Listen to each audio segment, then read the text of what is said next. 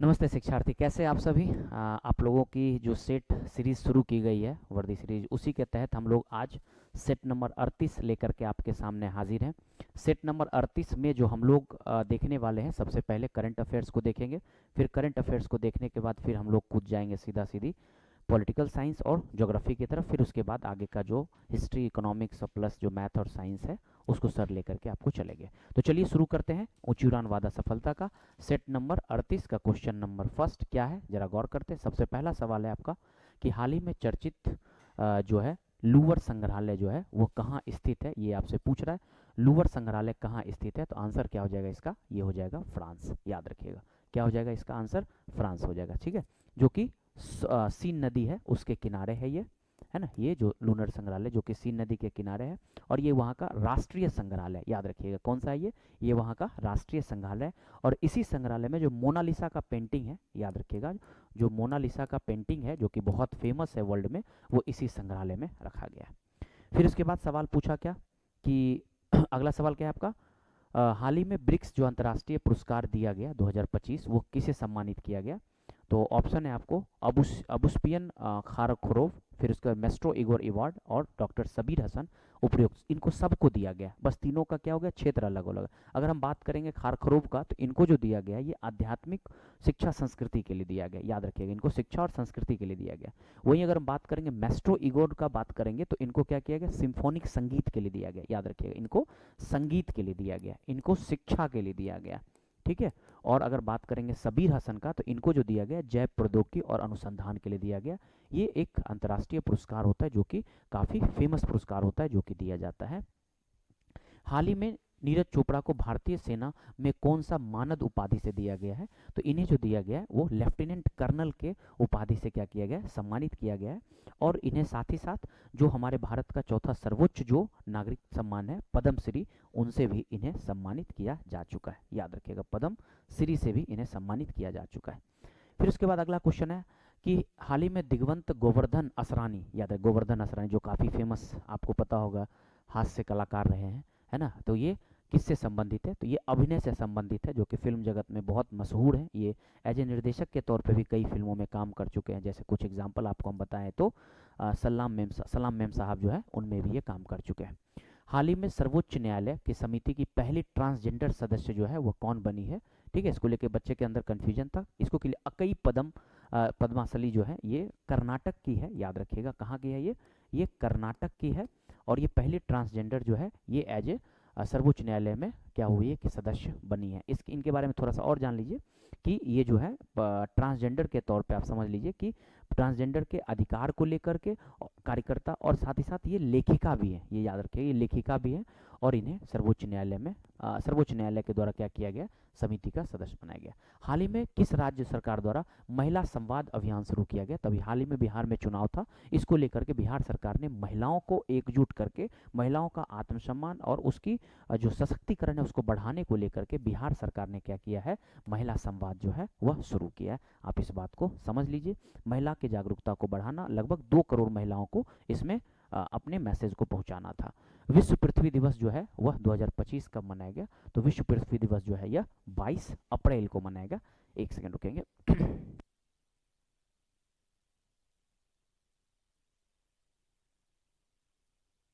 चलिए क्या था हमारा क्वेश्चन, विश्व पृथ्वी दिवस 2025 कब, 22 अप्रैल, दिमाग में बैठा लीजिएगा।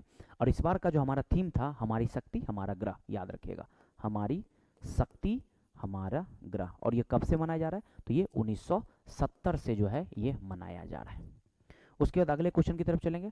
भारत सरकार का मासिक स्वास्थ्य एम्बेसडर किसे नियुक्त किया गया है, तो दीपिका पादुकोण, शाहरुख खान, माधुरी दीक्षित या अमिताभ बच्चन। ये सवाल थोड़ा सा आपके हो सकता है कि बुक में चेंज होगा, जो आप सेट दिए होंगे उसमें ये क्वेश्चन शायद आपको चेंज मिल सकता है, क्योंकि थोड़ा सा आपको इसमें परिवर्तन होगा।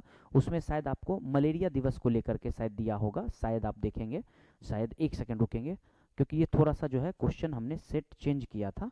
तो 1 मिनट के लिए थोड़ा सा रुकेंगे, फ़ोन थोड़ा फ़ोन 1 मिनट। हाँ, इसमें जो आप लोग जो सेट दिए होंगे उसमें 1 मिनट रुकेंगे, हम आपको बता देते हैं। जो आप 37 नंबर सेट जो आप लोग दिए होंगे उसमें क्वेश्चन था आपका, वेट करेंगे, सॉरी 38 नंबर जो क्वेश्चन था एक दो क्वेश्चन थोड़ा सा इसमें चेंजेज है, इसलिए उसको समझ लीजिएगा आप। क्वेश्चन नंबर 8 है ना, यही क्वेश्चन था, ठीक है। एक मिनट, नहीं ये क्वेश्चन जो है आपका शायद चेंज है, इसमें शायद चेंज है, मेरे वाले में लगता है कि इसको चेंज नहीं किया गया है ना, कोई बात नहीं, चलिए कोई नहीं, ठीक है। तो हाँ चलिए कोई नहीं, तो ये जो चुना गया, किसको चुना गया है, तो ये दीपिका पादुकोण को जो है, याद रखिएगा, ये दीपिका पादुकोण को क्या किया गया है, स्वास्थ्य एम्बेसडर के तौर पे चुना गया। उसके बाद हाल ही में अगर हम बात करेंगे, नेक्स्ट क्वेश्चन आपको, हाल ही में जारी विश्व बैंक रिपोर्ट के अनुसार भारत ने वर्ष 2011-12 में जो है कितने लोगों को गरीबी से बाहर निकाला, यानी कि 2011-12 से लेकर 2022-23 में कितने गरीब लोगों को क्या किया, इससे बाहर निकाला है, तो ये याद रखिएगा, लगभग 27 करोड़ लोगों को क्या किया, इससे बाहर निकाला गया। और कहा जाता है कि जो इसका आंकड़ा है, याद रखिएगा, जो 34.4 करोड़ था, उस आंकड़े को घटा करके लगभग 7.5 करोड़ जो है वो रह गया है, ठीक है। आइए नेक्स्ट क्वेश्चन, हाल ही में किस राज्य में विंध्याचल रेलवे स्टेशन का नाम बदल करके विंध्याचल रेलवे धाम कर दिया गया, ये बहुत बार सवाल आपसे पूछा है, तो ये हो जाएगा उत्तर प्रदेश में इसका नाम बदल दिया गया। हाल ही में पूर्ण कार्यात्मक साक्षरता प्राप्त करने वाला चौथा राज्य कौन बन गया, तो चौथा राज्य जो है वो हिमाचल प्रदेश बना है, पहले मिजोरम बना, फिर गोवा बना, फिर त्रिपुरा बना, और अभी हाल में हिमाचल प्रदेश जो है वो बन गया, याद रखिएगा।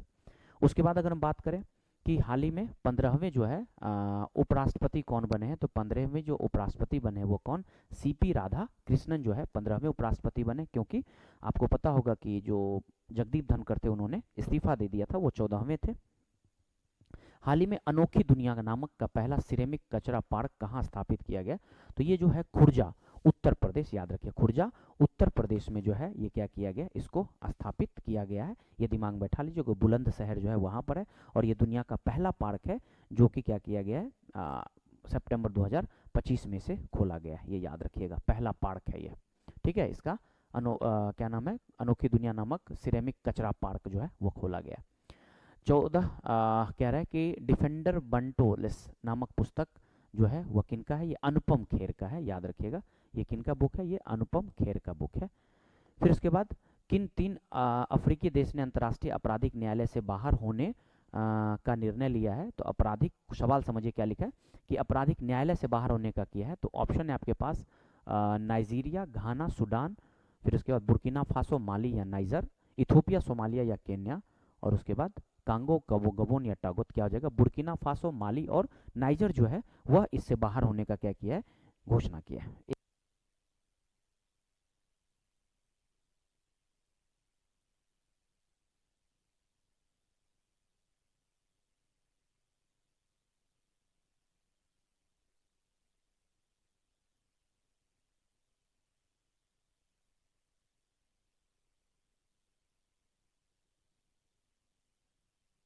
तो क्या हो जाएगा आंसर इसका, बुर्किना फासो, माली और नाइजर हो जाएगा। अच्छा चलिए एक मिनट, बुर्किना फासो आप जानते होंगे, बुर्किना फासो जो है ये सभी के सभी अफ्रीकन देशों में है, जो कि बहुत गरीबी है यहाँ पे। अगर बात करेगा हुरून इंडिया वेल्थ रिपोर्ट 2025 के अनुसार सबसे ज़्यादा मिलीनियर जो है वो किस केंद्र शासित प्रदेश में है, तो आंसर क्या हो जाएगा, महाराष्ट्र में सबसे ज़्यादा है, क्या होगा आंसर, महाराष्ट्र में सबसे अधिक करोड़पति जो है वो भारत में है। फिर पॉलीमेटलिक सल्फाइड जो है वह कहा जाता है अन्वेषण दुनिया का पहला लाइसेंस देने वाला कौन सा देश बन गया, तो ये आपको दिमाग बैठा लेना है कि इसको जो लाइसेंस दिया है वो कौन सा देश दिया है, तो ये हो जाएगा भारत, भारत ने क्या किया अभी इसको जो है लाइसेंस दिया है, इसलिए आंसर आपका क्या हो जाएगा, आंसर आपका सी हो जाएगा। आई होप आपको दिख पा रहा होगा। अच्छा इसके बारे में थोड़ा सा एक मिनट समझ लीजिए आप। कहा जाता है कि जो हमारा हिंद महासागर है, उस हिंद महासागर में कार्लसबर्ग रिज जो है वहीं पर इसको क्या किया गया है, लाइसेंस दिया गया है। 28वीं टेबल टेनिस चैंपियनशिप कहाँ आयोजित होगी, तो 28वीं जो टेबल चैंपियनशिप आयोजित होने वाली है वो भुवनेश्वर में आयोजित होने वाली है। कहाँ पे है, भुवनेश्वर में होने वाली है। कब से, तो 11 से लेके 15 अक्टूबर 2025 में ये मतलब चैंपियनशिप आयोजित क्या होगी, मतलब ये हो चुका है आयोजित, एक्चुअली में ये जिसमें क्वेश्चन बनाया गया था ये उस समय ऐसा था, ऐसे ही आयोजित हो चुका है, दिमाग बैठा लीजिएगा। और 2026 कहाँ होने वाला है, तो ये लंदन में होने वाला है, ठीक है। उसके बाद भारत का 29वां लेखा महानियंत्रक किसे बनाया गया, तो 29वां जो लेखा नियंत्रक बनाया गया वो टीसीए कल्याणी को जो है वो बनाया गया, ठीक है, ये याद रखिएगा। कब? 1 सितंबर 2025 को, 1 सितंबर 2025 से। इससे पहले SS दुबे जो थे वो इसके सौर मंडल के गणितीय पूर्वानुमान के सूर्य केंद्रित मॉडल विकसित करने में सबसे पहले व्यक्ति कौन थे? तो जो ये हेलियोसेंट्रिक जो मॉडल्स था ये किसने दिया? तो निकोलस कॉपरनिकस ने क्या किया था? इस सिद्धांत को दिया था। तो आंसर हो जाएगा आपका ए। कॉरियोलिस बल्ब के संबंध में निम्नलिखित में से कौन सा कथन गलत है? कौन सा कथन गलत है पता होगा, जिसको फेरेल लॉ के नाम से भी हम लोग जानते हैं। यह पवन के उत्तर में दाईं ओर और दक्षिण में बाईं ओर, बिल्कुल सही बात है। यह तुंगता कोण के समानुपातिक होता है, बिल्कुल। अगर ये फेंका जा रहा है, मतलब हवा आ रही है, तो ये समानुपातिक के तौर पे। पवन तेज होने पे विक्षेपण कम होता है, नहीं, पवन तेज होने पे विक्षेपण बढ़ जाता है। इसलिए आंसर इसका सी हो जाएगा, क्योंकि आपसे गलत पूछा है। 22वें नंबर पे चलेंगे। निम्नलिखित में से कौन सा महासागर सतह जो है वो भाग नहीं है? आपको ये शब्द थोड़ा सा अजीब सा लगेगा, लेकिन ये ओशियन कॉन्टिनेंटल सेल्फ है, जो कि कॉन्टिनेंट का पार्ट है। इसलिए आंसर ये हो जाएगा निधाय, महादेशीय निधाय। बाकी सब के सब जो है वह आपको महासागर का सतह है। भारत किस पड़ोसी देश के साथ 1996 गंगा जल साझा करने के बंटवारे और उसके प्रवाह को बढ़ाने के लिए फरक्का जल संधि पर हस्ताक्षर किया है? तो ये आंसर हो जाएगा बांग्लादेश के साथ फरक्का जल संधि पर क्या किया? भारत ने हस्ताक्षर किया है। नालको जो है एक भारतीय सरकारी उद्यम है, जो कि निम्नलिखित में से किस खनिज से संबंधित है? तो नालको जो है वह आपको बॉक्साइट से संबंधित है, जो कि याद रखिए सबसे अधिक कहाँ? ओडिशा में इसको लेकर के संयंत्र भी लगाया गया है। हरित क्रांति के बाद सभी खाद्यान्नों में वृद्धि किस प्रकार की हुई थी? तो सभी खाद्यान्नों में वृद्धि जो है वह असमानुपाती हुई। मतलब जैसे आप गेहूं चावल का देखेंगे तो प्रोडक्शन बहुत ज़्यादा हुआ, बाकी अन्य फसलों का उत्पादन उतना बेहतर नहीं हुआ। तो आंसर क्या हो जाएगा? डी हो जाएगा। उसके बाद अगला क्वेश्चन है, भारत में कुल क्षेत्रफल 40% भाग पर किस प्रकार की मिट्टी पाई जाती है? तो सबसे अधिक जो है मिट्टी का बात करेगा तो जलोढ़ मिट्टी, याद रखिएगा, जो कि उत्तर भारत में पूरी तरह से यही मिट्टी पाई जाती है। उष्णकटिबंधीय चक्रवात में निम्नलिखित में से किस क्षेत्र में उत्पन्न होते हैं? तो ये आपको बंगाल की खाड़ी, अरब सागर और हिंद महासागर में आपको ये देखने को मिलता है, जो कि अभी हाल में ही देखेंगे आया था। तूफानी शक्ति जो है आप देखेंगे, चक्रवातीय शक्ति अभी हाल ही में आया था। उसके बाद पूछ रहा है कि उस समूह का पहचान करिए जो भारत के औद्योगिक जिला का उदाहरण नहीं है। तो ये देखिएगा, कोटा और कटक जो है ये अन्य क्षेत्रों के लिए माना जाता है। ये जो है औद्योगिक शहर के क्षेत्र में नहीं आता है, बाकी आप सब औद्योगिक में आप लगा सकते हैं। उसके बाद आपको एक तरफ स्तंभ ए है और स्तंभ बी है। इसमें आपको तानसा जो है वो मध्य प्रदेश, तो इसमें आपको एक मिनट, तानसा जो है आपको महाराष्ट्र में हो जाएगा, यानी इसका आंसर आपको सी हो जाएगा। यानी इसका आप एक का बी कर लीजिएगा, दो का ए कर लीजिएगा। ओरछा जो है वो आपको सी हो जाएगा, सॉरी मध्य प्रदेश, और फिर काजीरंगा आपको असम हो जाएगा। निम्नलिखित में से कौन सा भारतीय संविधान की विशेषता नहीं है? अगर बात करेगा भारतीय संविधान की विशेषता नहीं है तो सार्वभौमिक वयस्क मताधिकार विशेषता है, स्वतंत्र न्यायपालिका भी विशेषता है, दोहरी नागरिकता विशेषता नहीं है, क्योंकि भारत में दोहरी नागरिकता है ही नहीं, भारत में एकहरी नागरिकता है। भारतीय संविधान के न्याय आदर्श किस देश से गृहीत किए गए थे? तो भारत में जो है न्याय आदर्श जो है वो किससे गृहीत है? तो ये हो जाएगा यूएस से, याद रखेगा यूएस से। भारतीय संविधान के किस अनुच्छेद में उल्लेख है कि राज्य, ग्रामीण क्षेत्र और व्यक्तिगत सहकारी आधार पर कुटीर उद्योग को बढ़ावा देने का प्रयास होगा? तो ये आपको अनुच्छेद 43 के तहत जो है वह कुटीर उद्योग को बढ़ावा देने का बात होगा। बाकी अन्य में आएंगे तो ये सब के सब डीपीएसपी का भाग है, याद रखिएगा। ये सब के सब जो है डीपीएसपी है, जो भाग 4 में आता है, याद रखिएगा। अनुच्छेद 36 से लेकर के 51 तक में ये जिक्र आता है, तो उसी से ये सब संबंधित है। और कुटीर उद्योग जो है वो भाग 43 का भाग, अनुच्छेद 43 का भाग है। भारतीय संविधान में निम्नलिखित में से किस अनुच्छेद को साधारण बहुमत के साथ संशोधित नहीं कर सकता है? भैया साधारण बहुमत से 21 को नहीं किया जा सकता, याद रखिएगा। इसके लिए आपको विशेष बहुमत की आवश्यकता होगी और बदलना ऐसे भी बहुत मुश्किल है। निम्नलिखित में से किस संवैधानिक संशोधन ने भारत संघ में दादर नागर हवेली को एक केंद्र शासित प्रदेश के रूप में, तो ये 10वां हो जाएगा, 10वां केंद्र शासित प्रदेश के रूप में से दर्जा मिला था। हालांकि वर्तमान में केंद्र शासित प्रदेश की संख्या कितनी है? तो वो 8 है। आपको पता होना चाहिए दादर नागर हवेली और दमन द्वीप इन सबको मिला दिया गया था। मौलिक कर्तव्य को संविधान के भाग 4 अनुच्छेद 51A के तहत 1976 के 42वें संविधान संशोधन के माध्यम से 10 जोड़ा गया था, याद रखिएगा, 10 जोड़ा गया। बाद में फिर एक और 11 जोड़ दिया गया। तो कुल मौलिक कर्तव्य की संख्या कितनी है? तो कुल मौलिक कर्तव्य की संख्या 11 है। आई होप क्लियर होगा आपका। राज्य विधानमंडल के किसी भी सदन का सदस्य हुए बिना कितने दिन तक आप मंत्री, मान लीजिए आप चुनाव हार गए और आप मंत्री बना दिए गए, तो 6 महीने के अंदर आपको किसी भी हाल में मंत्री के पद पे रहना ही होगा। निम्नलिखित में से कौन सा अनुच्छेद जो है वह बताता है कि प्रधानमंत्री को राष्ट्रपति द्वारा नियुक्त किया जाना चाहिए? तो आंसर हो जाएगा प्रधानमंत्री को राष्ट्रपति के द्वारा नियुक्त किया जाना चाहिए, ये आंसर हो जाएगा आपको अनुच्छेद 75, क्योंकि इसमें प्रधानमंत्री से संबंधित चीजों का जिक्र है। निम्नलिखित में से कौन सा राष्ट्रीय मानवाधिकार आयोग का सदस्य नहीं होता है? तो राष्ट्रीय मानवाधिकार आयोग एक ऐसा संस्था है जो मानव के अधिकार से संबंधित कार्य करता है, तो जिला अधिकारी जो होते हैं उसके सदस्य नहीं होते हैं। अगर हम बात करें 39 में, वर्ष 1945 में ब्रिटेन में कौन सी पार्टी की सरकार बनी थी? तो ये लेबर पार्टी की सरकार बनी थी, याद रखिएगा 1945 में। भारत में बैंकिंग प्रणाली के संदर्भ में जो NEFT है उसका फुल फॉर्म क्या होता है? तो नेशनल इलेक्ट्रॉनिक फंड ट्रांसफर जो है ये होता है। तो आई होप आपको हमने कम समय में एक बेहतर जानकारी दे दिया, बाकी यहाँ से आपको आगे सर लेकर के चलेंगे। तो चलिए मिलते हैं फिर हम लोग सेट नंबर 39 के साथ। तब तक अपना ख्याल रखिए, पढ़िए और कंटिन्यू रखिए। Thank you so much.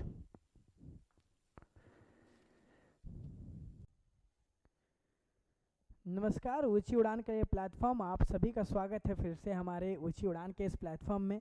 ये सेट नंबर 38 है और 38 के कुछ सवाल को हम लोग देखने के लिए जा रहे हैं। सवाल हमारे पास कुछ ऐसा है कि भारत में बैंकिंग प्रणाली के संदर्भ में NEFT का पूर्ण रूप क्या है? 40वां नंबर ये सवाल, अर्थशास्त्र के साथ इसकी शुरुआत हो रही है। तो बताते पहले NEFT है क्या। NEFT का जो गठन है वो 2005 में किया गया था और इसमें सीधे चीज़ें ये है कि जो एक व्यक्ति दूसरे व्यक्ति के अकाउंट में कभी कोई पैसा डालता है, जैसे कि मेरा ही कोई दोस्त अगर कोई पैसा किसी के अकाउंट में, मेरे ही दोस्त मेरा ही पैसा मेरे अकाउंट में अगर डाल रहा है, तो ये पैसा सही तरीके से पहुंच जाए, बीच में कोई धोखाधड़ी ना हो, इसके लिए NEFT को लाया गया था। ठीक है, तो 2005 में इसकी स्थापना हो जाती है। उसके बाद NEFT इन्हीं सारे चीज़ों पर कार्य कर रहा होता है, वो यही सारी चीज़ें देख रहा होता है कि कहीं धोखाधड़ी ना हो जाए, और इसका जो मतलब है वो है नेशनल इलेक्ट्रॉनिक फंड ट्रांसफ़र। ठीक है, तो इसमें पूर्ण रूप पूछा गया है, तो पूर्ण रूप क्या होगा? National electronic fund transfer. ठीक है, 41वें नंबर की तरफ बढ़ते हैं। नगद आरक्षित अनुपात की गणना प्रत्येक बैंक, मतलब जिसको CRR कहते हैं, प्रत्येक बैंक 10% के रूप में की जाती है। तो बता दे कि कभी कभी बैंक जो है ना वो लोन लेती है RBI से, और वो लोन मिलता है रेपो दर के हिसाब से।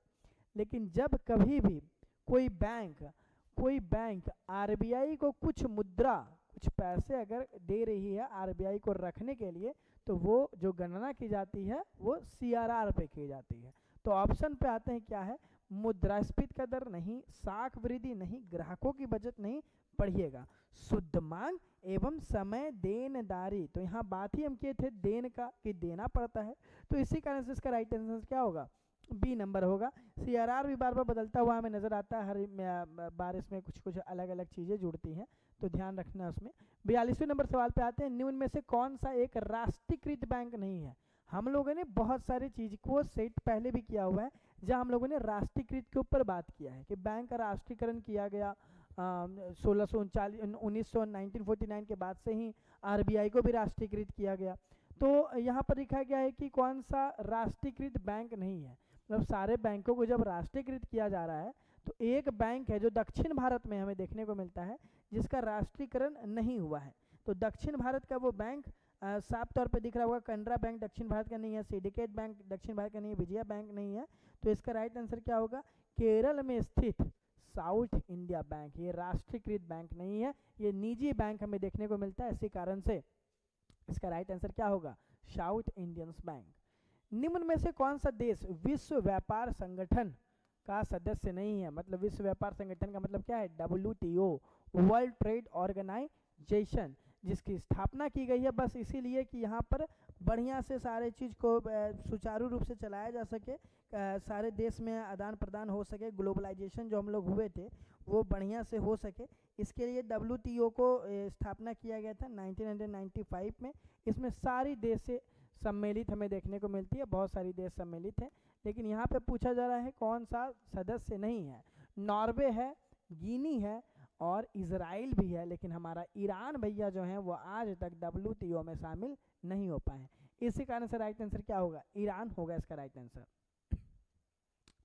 महात्मा गांधी राष्ट्रीय ग्रामीण रोजगार गारंटी अधिनियम, जिसको हम लोग मनरेगा के भी पुकारते हैं, या आम चर्या में आम दिनों में सुनने के लिए मिलता है हमें कि महात्मा गांधी राष्ट्रीय ग्रामीण रोजगार गारंटी अधिनियम, तो मनरेगा का फुल फॉर्म भी अगर पूछता है कि मनरेगा का पूर्ण रूप क्या होगा, तो पता होना चाहिए महात्मा गांधी राष्ट्रीय ग्रामीण रोजगार गारंटी अधिनियम इसका फुल फॉर्म है, जो 2005 में गठित किया गया। तो फिर से एक सवाल कि मनरेगा की स्थापना कब की गई थी, तो 2005 में की गई थी। प्रत्येक ग्रामीण परिवार को प्रतिवर्ष दिनों में सुनिश्चित रोजना, कितने दिनों में, हमें नहीं लगता कि आप में से कोई भी आदमी गलत किया होगा। ये 100 दिनों का एक कानूनी अधिकार है भैया। तो ये क्या है, ये एक कानूनी अधिकार है हमारा, और ये हमें 100 दिन में जो सरकारें हैं वो हमें रोजगार देने का काम करती हैं। तो ये इसका राइट आंसर होगा। आते हैं 45वें नंबर की तरफ। आत्मनिर्भरता के उद्देश्य को पहली बार पंचवर्ष योजना में शामिल किया गया था, जिसमें हम लोग आत्मनिर्भरता के ऊपर बात किए थे। ठीक है, कि आत्मनिर्भर रहे हम लोग सारे कोई। इसके लिए जो सबसे पहली बार अगर कहीं बात की गई थी तो वो 5वीं पंचवर्ष योजना में हम लोगों ने बात की थी, जिसकी अवधि तकरीबन 74 से, ठीक है, 74 से 78 देखने को मिलता है, जिसमें हम लोगों ने आत्मनिर्भरता के साथ साथ कृषि के ऊपर भी बात किया था कि कृषि का कैसे विकास करना है, साथ साथ गरीबी के दर को भी कम करना है। इन चीज़ों के ऊपर भी हम लोगों ने बात को रखा था। तो ये जो बात आई है वो पंचवर्ष योजना में आई है 1974 से 78 78 तक के बीच में। तो ध्यान रखना है, तीसरी भी नहीं होगा, दूसरी भी नहीं होगा, तो क्या होगा, 5वीं। ठीक है, 5वीं पंचवर्ष योजना में हमें ये देखने को मिलता है कि हम लोगों ने इसके ऊपर पहल को रखा था और बात भी की थी। आगे बढ़ते हैं। भारत में रोलिंग प्लान की अवधि क्या है, तो रोलिंग प्लान बता दे, लचीला प्लान होता है, कभी भी आप इसको बदल सकते हैं, लचीला प्लान होता है। ये जो समय था, इस समय मोरारजी देसाई हमारे प्रधानमंत्री रहे हैं। तो ध्यान रखना है, मोरारजी देसाई थे इस समय, जिसको आसानी से बदला जा सके वैसे ही बातें रखी गई थी इसमें। रोलिंग प्लान यही था, फिर आगे चल करके उसको बंद कर दिया गया। लेकिन इसमें यही है कि ज़रूरत के हिसाब से आप कभी भी इसमें अमेंडमेंट कर सकते हैं, सुधार कर सकते हैं, इसके लिए इसको लाया गया था। और इस समय में मोरारजी देसाई थे, और ये जो समय है वो 1978 से लेकर के 80 का समय था। तो ध्यान रखना है, अगर पूछा जाए इस समय अवधि किसकी रही है, कौन रहे हैं, तो हमारे मोरारजी देसाई रहे थे, इस बात को याद रखना है। निम्नलिखित में कौन सा पूंजीवादी, अरे भैया यहीं तो आंसर मिल रहा है, पूंजीवादी बॉम्बे प्लान, यहाँ पे भी आंसर मिल रहा है। बॉम्बे प्लान के वास्तुकार नहीं था, पूंजीवादी बॉम्बे प्लान के वास्तुकार धीरू भाई अंबानी नहीं थे। बाकी श्री राम भी थे, GD बिरला भी थे, और MJR टाटा भी रहे। तो धीरू भाई अंबानी इसके हिस्सा नहीं रहे थे। निम्नलिखित में से PCRA का फुल फॉर्म क्या है, PCRA बता दे, पेट्रोलियम के लिए काम करती है। पेट्रोलियम, तो पेट्रोलियम के लिए काम करती है, तो पहला आंसर नहीं होगा। सार्वजनिक संरक्षण अनुसंधान संघ भी नहीं होगा, क्योंकि पेट्रोलियम के लिए काम करती है भैया। तो पब्लिक काउंसिल भी नहीं होगा। सिंपल सा आंसर है कि इसका आंसर सी होगा। अगर किसी को भी पता चल जाता है कि PCRA काम किसके लिए करता है, तो ये काम करता है पेट्रोल के लिए, और इसकी स्थापना जो की गई है वो 1978 ईस्वी में की गई है। तो आपको ये दो चीज़ याद रखना है कि PCRA काम कर रही है पेट्रोलियम के लिए, तो पेट्रोलियम का एक ही आंसर मिल रहा है, पेट्रोलियम संरक्षण अनुसंधान संघ, और इसकी स्थापना जो है वो 1978 में की गई है। तो इसलिए राइट आंसर इसका सी हो जाएगा, ऑप्शन में ही आंसर था। निम्नलिखित में से विदेशी व्यापार के संबंध में किस वर्ष को विभाजन का वर्ष माना जाता है। बता दें कि एक समय ऐसा आया था भारत में जब आर्थिक गतिविधियां बहुत खराब थी, महामारी का सिचुएशन था, भारत में आर्थिक सारी कुछ की रुकावटें आ गई थी। तभी PV नरसिम्हा राव हमारे प्रधानमंत्री हुआ करते थे। तो ध्यान रखना है, PV नरसिम्हा राव के नेतृत्व में यहाँ पर मुख्य मतलब कि आए थे हमारे मनमोहन सिंह, जिन्होंने मुख्य किरदार निभाया था अपना। और मनमोहन सिंह ने LPG रिफॉर्म किया था, LPG जिसको हम लोग लिबरलाइजेशन, प्राइवेटाइजेशन एंड ग्लोबलाइजेशन करते हैं। और ग्लोबलाइजेशन जिसमें वैश्वीकरण की बात की गई थी, जिसमें ये बोला गया था क्या कि हम लोग अलग अलग देशों से व्यापार करेंगे और वो भी हमारे यहाँ के व्यापार करेंगे, इससे आर्थिक स्थिति बढ़िया हो जाएगी। तो वो जो वर्ष है वो 1951 है, 1991 है। मनमोहन सिंह, ध्यान रखना इस समय कौन है, तो PV नरसिम्हा राव। इसी कारण से कहा जाता है एनालिसिस देखिए, क्योंकि आपके लिए बहुत ज़्यादा महत्वपूर्ण है, ताकि आप इन सारी चीज़ों को समझ सकते हैं, या फिर क्वेश्चन कल दिन घुमा के भी पूछा जाए तो ये नहीं कि हमारे क्वेश्चन नहीं बनाए हैं, सारा कुछ बना हुआ है। आते हैं हम लोग 50वें नंबर पे। भारत में महापाषाण के कब्रें, महापाषाण पाषाण काल से रिलेटेड है, जिस समय सारे कोई पाषाण का इस्तेमाल किया करते थे, पाषाण के ही औजारे बनाया करते थे, और जब कभी आदमी मर जाता था तो उन्हीं पत्थर के कब्र में उनको दफनाया जाता था सेंटर करके। तो मेगालिथिक पीरियड उसी को कहते हैं। इसमें प्रथा लगभग कितने साल से चली आ रही है, तो वो लगभग कहीं कहीं पे हमें देखने को मिला है 5000 वर्ष भी कोई लोग कहते हैं, लेकिन आंसर क्या होगा, 3000 वर्ष साल पहले से चली आ रही है। और इसमें नजर आएगा सबसे पुराना 3000 है, और 2000 में तो हम लोग पढ़ रहे थे कि हड़प्पा सभ्यता शुरू हो गई थी 2600 के आसपास, 500 में तो हम लोग पढ़े हैं वैदिक सभ्यता, और 1000 में तो लौह युग आ गया है। इसी कारण से पाषाण युग का बात किया जा रहा है, तो वो 3000 साल पहले, कहीं कहीं पे 5000 साल पहले भी हमें देखने को मिलेगा। तो ध्यान रखना, पुराना समय है तो पुराने में कर देते टिक। वेदांग हिंदू धर्म का सबसे सहायक विषय है, जिसकी उत्पत्ति प्राचीन काल में हुई थी और वे वेदों के अध्ययन से जुड़े हुए हैं। सच्ची बात है, आर्य जब भारत आते हैं तो आर्यों के द्वारा वेदों की रचना की जाती है, और इस वेद को समझने के लिए वेदांग बनाया जाता है। वेदांग के बारे में बता दें कि वेदांग जो है, वेदांग का मतलब ही होता है क्या, कि वेद का अंग। ठीक है, वेद का अंग, 6 प्रकार के वेद के अंग हमें देखने को मिलते हैं, व्याकरण, निरुक्त, छंद, ज्योतिष। ठीक है, तो हमें ये सारा कुछ देखने को मिलता है।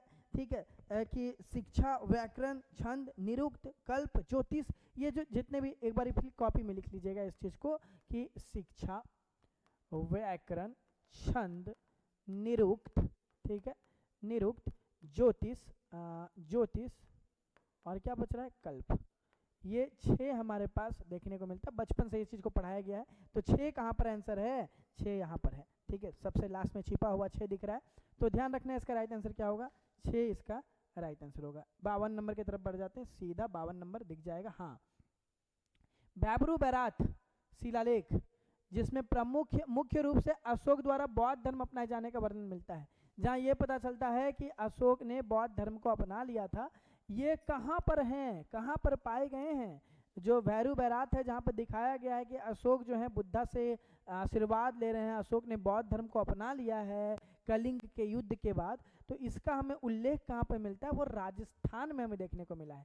तो भैरू बैरात शिलालेख कहाँ से संबंधित है, तो वो राजस्थान से है, ये याद रखना है। और अभी ये वर्तमान समय में वहाँ से उठा करके इसको, अगर आप चाहें देखना कि अशोक ने सबसे पहली बार कहाँ से पता चला कि अशोक ने बौद्ध धर्म अपनाया था कलिंग युद्ध के बाद, तो आप कलकत्ता संग्रहालय अगर चले जाइएगा तो आपको कलकत्ता संग्रहालय में भी ये चीज़ मिल जाएगा, अभी वहाँ पर रखा गया है। लेकिन ध्यान रखिए, शिलालेख जो है वो राजस्थान में पाया गया था। तंजौर का बृहदेश्वर मंदिर निम्नलिखित में से किस चोल साम्राज्य के द्वारा बनाया गया है, तो बता दे, चोल साम्राज्य के द्वारा इस समय में बहुत सारे कार्य कराए जा रहे हैं। शिव और की मूर्तियां को भी बहुत ज़्यादा ये किया जा रहा है, शिव पूजा के ऊपर बहुत ज़्यादा विस्तारीकरण किया जा रहा है, शिव के जितने भी धर्म के अनुयायी हैं उनको संरक्षण भी दिया जा रहा है दरबार में। तो ये जो हमारे करने वाले थे वो चोल सम्राट थे। चोल सम्राट के संस्थापक हैं विजालिया, याद रखिएगा, संस्थापक हैं। लेकिन यहाँ पूछ रहा है बृहदेश्वर मंदिर का निर्माण तंजौर में किसने करवाया है, तो राजा चोल के द्वारा इसकी स्थापना करवाई गई थी। ठीक है, तो ध्यान रखना है, विजालिया जो है वो संस्थापक हैं। तो कल दिन अगर सवाल बनता है कि चोल वंश के संस्थापक कौन है, तो विजालिया हैं, लेकिन यहाँ सवाल कुछ अलग है। तो ध्यान रखना है कि ये राजा चोल के द्वारा बनाया गया है, और माना जाता है 1003 से लेकर के 1010 के बीच में यह मंदिर का निर्माण किया गया था। ठीक, तो ये सारी चीज़ों को याद रखनी। निम्नलिखित में से किस शासक ने दिल्ली में पृथ्वीराज चौहान, सुने होंगे गौरी के साथ लड़ाई होती है, पृथ्वीराज चौहान हार जाते हैं, वही पृथ्वीराज चौहान जिनको राय पिथौरा कह के भी पुकारा गया है, उनसे पहले किनका शासन हुआ करता था, तो उनसे पहले बता दे अनंगपाल का यहाँ पे शासन चला करता था। ठीक है, यहाँ पे अनंगपाल का शासन चला करता था, और लालकोट किला के में ये बात के शासन किया करते थे। ठीक है, तो अनंगपाल का शासन था, तोमर वंश आपको सुनने में मिला होगा। तो ये लाल कोट पे बैठ करके शासन किया करते थे, वहीं पे बैठ के शासन किया करते थे। आते हैं, विद्रोह के बाद तुगरिल बेग की मृत्यु के बाद सुल्तान बलबन द्वारा बंगाल के राज्यपाल के रूप में किसे नियुक्त किया गया। स्थिरता बनाए रखने के लिए बलबन ने, जैसे ही तुगरिल बेग मर जाते हैं तो बलबन ने बंगाल में, जैसे तुगरिल बेग की मृत्यु होती है, वहाँ पे स्थिरता बनाए रखने के लिए बलबन ने अपने ही पुत्र को वहाँ पर भेजा है, ध्यान रखना है। और उनके जो पुत्र हैं उनका नाम क्या है, बुगरा खां। ठीक है। उनके पुत्र का नाम क्या है? बुगरा खां। उन्हीं के द्वारा भेजा गया ये अभियान हमें देखने को मिलता है, ठीक है। स्थिरता बनाए रखने के लिए भेजा गया था, तो इसी कारण से इसका राइट आंसर क्या होगा? बुगरा खां इसका राइट आंसर होगा, है बुगरा खां। चलो दिख गया बुगरा खां। अब आगे बढ़ते हैं, बड़ा अच्छा सवाल, बहुत ज़्यादा अच्छा सवाल है इसके बाद वाला। देखते हैं सवाल क्या है। तारीख है, पढ़ लेते हैं। तारीख है मुबारक शाही के लेखक सरहिंदी का ये दावा है कि दिल्ली सल्तनत के राजवंश के संस्थापक पैगंबर मोहम्मद के वंशज हैं। अपने आप को वैद्य ठहराने के लिए, ताकि यहाँ की प्रजा इनका विरोध ना करे, इसके लिए सरहिंदी के द्वारा एक किताब लिखा गया है। तो ध्यान रखिए क्वेश्चन क्या बनेगा कि तारीख मुबारक शाही के लेखक कौन है? तो लेखक हमारे सरहिंदी हैं। तारीख मुबारक शाही के लेखक कौन है? तो वो सरहिंदी हैं। उन्होंने ये लिखा है कि दिल्ली सल्तनत के जो राजा हैं उन्होंने वो पैगंबर मोहम्मद के वंशज हैं। ये लिखने से क्या हो गया? लोग उनकी इज्जत करने लगे, उनका आदर करने लगे, उनके खिलाफ विरोध ना करेंगे। इसके लिए सैयद वंश में थे हमारे सरहिंदी जी, और इनके द्वारा ही लिखा गया था तारीख मुबारक शाही। और ये जो रचना हुई है, बता दे जो तुम आपके ये जो हैं सैयद जी जो हैं वो खीज खां के से वंशज से रहते हैं, खीज खां में ही थे। इन्होंने खीज खां को वैध ठहराने के लिए कि सही है, तो दिल्ली सल्तनत के बारे में बोल देते हैं क्या कि ये पैगंबर मोहम्मद के वंशज रहे हैं, ठीक है, ताकि लोग जो हैं खौफ खाएं, लोग इनका विरोध ना करें। निम्नलिखित मुगल सम्राटों से किसने पादशाह की उपाधि धारण की थी? तो पादशाह का जो उपाधि सबसे पहले कोई धारण कर रहे हैं तो वो अपने पानीपत के जो युद्ध हो रहा है, उस पानीपत युद्ध में जीतने के बाद, लोधी वंश को हराने के बाद बाबर के द्वारा सबसे सर्वप्रथम पादशाह वंश का धारण उपाधि किया गया था, ठीक है, लिया गया था। 1 नवंबर 1857 की घोषणा में भारत को एक सचिव माध्यम से ब्रिटिश साम्राज्य द्वारा उसके नाम पे शासित होगा। 1857 के युद्ध के बाद भारत में ईस्ट इंडिया कंपनी का रूल खत्म हो जाता है। अब यहाँ पे कंपनी राज खत्म हो जाता है। यहाँ पर ब्रिटिश सरकार खुद से बोलती है कि हम शासन करेंगे, और ये शासन जो में आती हो रानी विक्टोरिया के द्वारा 1 नवंबर 1858 को ये घोषणा किया जाता है कि आज से भारत में कंपनी शासन खत्म हो रही है, बल्कि यहाँ क्राउन शासन शुरू हो रहा है। यहाँ पे डायरेक्ट ब्रिटिश पार्लियामेंट आकर के देखेगी। वर्नाकुलर प्रेस अधिनियम भारत में किस वायसराय के शासनकाल के दौरान में लागू किया गया था? तो बता दें वर्नाकुलर प्रेस अधिनियम के तहत जो लोकल भाषा में, स्थानीय भाषा में जो चीज़ लिखे जा रहे थे उनको रोकने का प्रयास किया गया था, राष्ट्रवाद को ख़त्म करने का प्रयास किया गया था, इंग्लिश को ज़्यादा प्रायोरिटी देने का बात किया गया था, और ये हमारे लॉर्ड लीटन के द्वारा शुरू किया गया है, ध्यान रखना है, ठीक है। तो इसकी शुरुआत जो है वो लॉर्ड लीटन के द्वारा की गई थी, और रीपन ने इसको क्या किया था, इसको बहुत आगे बढ़ाते हुए नजर आए थे, ठीक है। तो ध्यान रखना है, लीटन की ने इसको शुरुआत की थी, और रीपन में ये बहुत ज़्यादा पीक पकड़ चुका था, एकदम चालू हो चुका था। ध्यान रखना है, बहुत ज़्यादा ये चालू हो चुका था रीपन के टाइम पे, लेकिन लीटन ने इसको शुरू कर दिया था।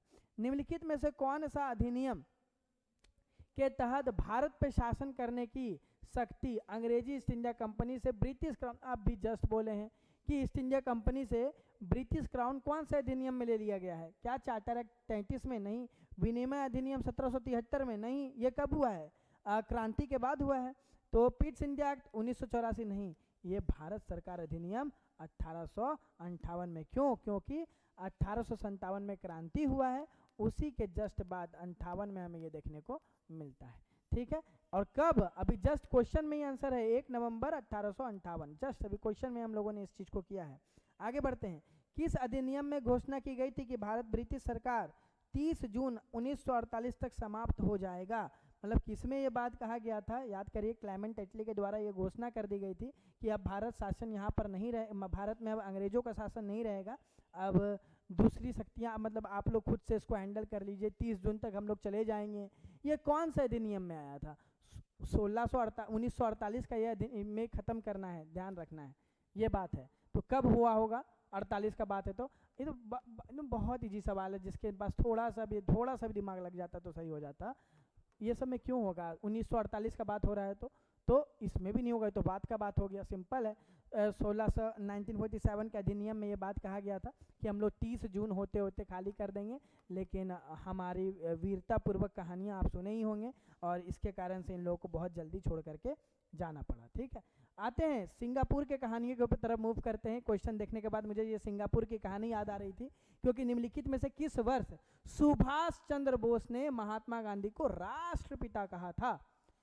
सिंगापुर के रेडियो में बैठ करके जब ये बात हुआ कि 1948 और 39 के बीच में सुभाष चंद्र बोस भारत छोड़ के चले गए, तो 45 में इन्होंने सिंगापुर में बैठ करके एक भाषण दिया और इस भाषण में इन्होंने कहा कि हम जो हैं वो 44 में कि हम जो हैं वो गांधी जी से बहुत ये हैं क्या बोलते हैं प्रेरित हुए हैं और गांधी जी भारत के राष्ट्रपिता हैं, ताकि ये खत्म हो जाए कि सुभाष चंद्र बोस और गांधी के बीच में कोई आलोचना नहीं है। वो दोनों एक विचारधारा को नहीं मानते हो, अलग बात हो, लेकिन दोनों का एम, दोनों का लक्ष्य एक ही था, भारत को आज़ाद कराना। तो इस कारण से सिंगापुर में बैठ करके 1944 में सुभाष चंद्र बोस के द्वारा ये किया जाता है और नौसेना विद्रोह जो है वो 45 में हो जाता है, ध्यान रखना है। ठीक है, नेवल म्यूटनी 45 में हो जाता है, ये चीज़ को याद रखना। ठीक है, हम राष्ट्र को जगाने के लिए मर भी जाएंगे, ये ताकि राष्ट्रवाद का बहुत ज़्यादा उदय हो जाए, लोग अंग्रेज के पीछे हाथ धो के पड़ जाएं और तुरंत ख़त्म कर दें, मार दें उन्हें। ये जो नारा है वो किनके द्वारा लगाया गया है? तो इन जो नारा है वो जितेंद्र नाथ मुखर्जी के द्वारा लगाया गया है। बता दे, ये जो नारा है वो जितेंद्र नाथ मुखर्जी के द्वारा लगाया गया है। ठीक है, नारा किसके द्वारा लगाया गया? जितेंद्र नाथ मुखर्जी बंगाल के थे, राष्ट्रवाद क्रांतिकारी थे, क्रांतिकारी के लिए बहुत ज़्यादा काम किए हैं इन्होंने, लेकिन इनको हम लोग बाघा जतिन के नाम से भी जानते हैं। बता दें, बंगाल के राष्ट्रवादी जितेंद्र नाथ मुखर्जी, अगर बाघा जतिन नहीं होता, अगर जितेंद्र नाथ मुखर्जी होता तो वही आंसर हो जाता। ठीक है, आगे आते हैं। खुदीराम बोस को निम्नलिखित में से किस जेल पर फांसी में भेजा गया था? तो खुदीराम बोस के बारे में कुछ कहानियां हैं। माना जाता है, बहुत लोग ऐसा भी कहते हैं कि सुभाष चंद्र बोस खुदीराम बोस का अगला जन्म सुभाष चंद्र बोस था, ऐसे भी लोग कहते हैं। तो बता दें कि खुदीराम बोस जब लखनऊ में सूरत में जब ये कांग्रेस दो भागों में बच जाती है, एक उदारवादी हो जाती है, एक उग्रवादी हो जाती है, तो उग्रवादी को बहुत ज़्यादा सज़ा मिल रहा था, बहुत ज़्यादा सज़ा दे रहे थे, उनको बर्फ़ की सिल्ली पे लेटा के मारना, उग्रवादियों लोगों को ऐसा किया जा रहा था। तो इसमें खुदीराम बोस और प्रफुल्ल चाकी दो इंसान हैं जिन्होंने बहुत अंग्रेज़ों को सताने के लिए या फिर अंग्रेज़ को ये बताने के लिए कि उग्रवादी गलत नहीं है, ये बताने के लिए इन लोगों ने एक प्लान किया और प्लान के तहत ये था कि मुजफ्फरपुर के जेल जो जज हैं उनको मारना है। ठीक है, मुजफ्फरपुर के जज को मारना है और इसी मारने के क्रम में वो बच जाते हैं, लेकिन खुदीराम बोस को फिर पकड़ा जाता है। प्रफुल्ल चाकी तो खुद को आत्महत्या कर लेते हैं, खुद को गोली मार लेते हैं, और जो खुदीराम बोस हैं, प्रफुल्ल चाकी खुद को गोली मार लेते हैं और खुदीराम बोस को जेल भेजा जाता है। फिर जेल में उनको फांसी लग जाता है, बहुत ही कम एज में खुदीराम बोस को फांसी लगता है। और ये जो जेल गए हैं वो मुजफ्फरपुर ही गए हैं, और जो जज को मारने का प्लान भी हुआ था मुजफ्फरपुर के ही जज को मारने का प्लान हुआ था। तो ध्यान रखना है, मुजफ्फरपुर भेजा गया था उन्हें। बिहार सरकार ने छात्रों के लिए कौन सी छात्रवृत्ति योजना की घोषणा की है? तो बिहार सरकार ने मुख्यमंत्री बाल विकास छात्रवृत्ति योजना की है, जिसमें से बच्चों को स्कॉलरशिप दिया जा रहा है ताकि वो आगे पढ़ पाएँ। ठीक है, अगस्त 2025 में किस राज्य सरकार द्वारा मुख्यमंत्री महिला रोजगार योजना शुरू की गई है? सबको ही को पता है। ठीक है, इसी के कारण इलेक्शन में भी इम्पैक्ट देखने को मिला था हमको। ठीक है, इलेक्शन भी बहुत ज़्यादा बदलाव नज़र आया। ये तो कोई गलत नहीं किया होगा, हमको एकदम उम्मीद नहीं है कि कोई भी इसको गलत करेगा। ठीक है, बिहार सरकार के द्वारा इसकी पहल शुरू की गई थी, 10,000 रुपये अकाउंट में जा रहे थे, सब सही किया होगा। चर्चा है, बहुत चर्चा था ये सवाल तो गलत ही नहीं हो सकता। हाल में चर्चित रॉयल भूटान बौद्ध मंदिर का उद्घाटन कहाँ पर किया गया है? तो ये जो भूटान बौद्ध मंदिर है, बौद्ध धर्म के बढ़ावा देने के लिए ये राजगीर में इसका उद्घाटन किया गया है, ध्यान रखना है, राजगीर। भारत में पहला प्राचीन विश्वविद्यालय नालंदा विश्वविद्यालय जो है नालंदा विश्वविद्यालय किस शासक के द्वारा शासनकाल में स्थापित हुआ?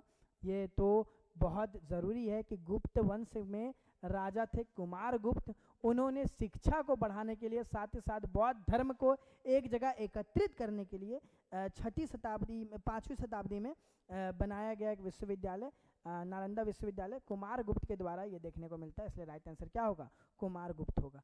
अपने 69वें सवाल पे आते हैं। मगध साम्राज्य के किस राजा ने चाणक्य के साथ मिलकर नंद वंश का अंत किया था। चाणक्य रहे या विष्णुगुप्त रहे या कौटिल्य रहे, तीनों एक ही हैं। इन्हीं के द्वारा जो है ये 322 ईस्वी में, कहीं कहीं 21 भी देखने को मिलेगा, 321 या 322 ईस्वी में नंद वंश को खत्म करके मौर्य वंश की स्थापना की गई। चंद्रगुप्त मौर्य थे और विष्णुगुप्त अपने राजनीतिक गुरु विष्णुगुप्त या कौटिल्य या चाणक्य बोलिए, उनके साथ मिल करके ये काम किए हैं।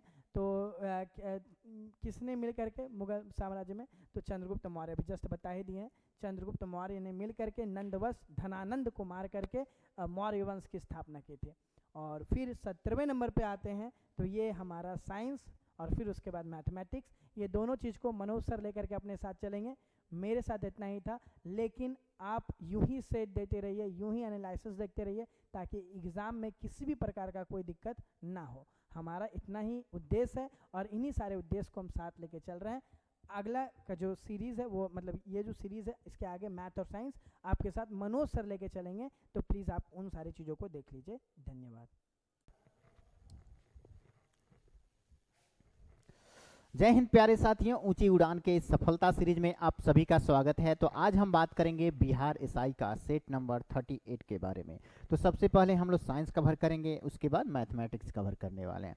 तो चलिए देख लेते हैं आज का हमारा ये डिस्कशन। पहला क्वेश्चन हो जाता है, यदि किसी ऐनक के लेंस का पावर +2 डायोप्टर हो तो इसके फोकस की दूरी क्या होगी? फोकस की लंबाई पूछ रहा है, तो इसके लिए एक फार्मूला आता है क्या? तो P बराबर 1/f, ठीक है, P बराबर 1/f। P किसको दर्शाता है? तो लेंस की पावर को दर्शाता है, P लेंस की पावर को। और फोकस की दूरी को कौन दर्शाता है? तो F से फोकस की दूरी दर्शाया जाता है। तो इसका वैल्यू हम रख देंगे। देखिए, अगर लेंस का पावर ही पूछ दे तो भी उसी फार्मूला से निकलेगा, और फोकस की दूरी पूछे तो उसी फार्मूला से निकलेगा। तो यहाँ पे +2 डायोप्टर दिया है, ठीक है। P इसको हम ऐसे कर सकते हैं, ठीक है, F बराबर 1/P, ठीक है। तो 1/P कितना दिया है? 2 डायोप्टर। ये कितना हो जाएगा? 0.5 मीटर में होता है, ठीक है, मीटर में ये होता है। तो इसको सेंटीमीटर में हम लोग बदलेंगे तो कितना हो जाएगा? तो 0.5 को अगर सेंटीमीटर में बदलेंगे तो ये 50 सेंटीमीटर हो जाता है। 50 सेंटीमीटर हमारा ऑप्शन कौन सही है? ऑप्शन सी सही हो जाएगा, ऑप्शन सी सही हो जाएगा। नेक्स्ट क्वेश्चन हम लोग देख लेते हैं। निकट दृष्टि दोष से पीड़ित व्यक्ति के चश्मे में प्रयोग किया जाता है। तो जो निकट दृष्टि दोष व्यक्ति होता है, ठीक है, ध्यान रखिएगा, निकट दृष्टि दोष व्यक्ति को क्या कहते हैं? इसको मायोपिया के नाम से भी जानते हैं। निकट दृष्टि दोष को मायोपिया भी कहते हैं, ठीक है।